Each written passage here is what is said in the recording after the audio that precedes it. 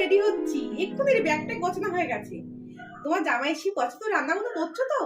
মাছের মাথা দিয়ে মুগের ডাল, মুচমুচে আলু ভাজা করবে কিন্তু, আর খাসির মাংস আর ইলিশ ভাপা।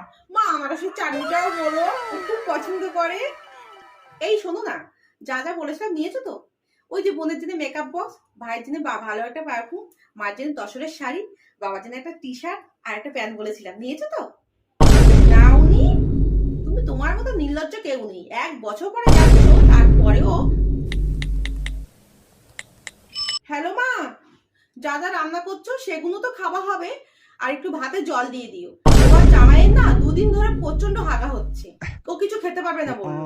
তুমি ওর জন্য জল দেওয়া ভাত, খবরদার বলছি, জোর করবে না, একদম জোর করবে না। তারপরে আরো কিছু হোক, অসুস্থ হয়ে পড়ুক, ও কিন্তু জল দেওয়া ভাতটাই খাবে। যেরকম নির্লজ্জ জামাই, তেমন নির্লজ্জ খাওয়া দাওয়া।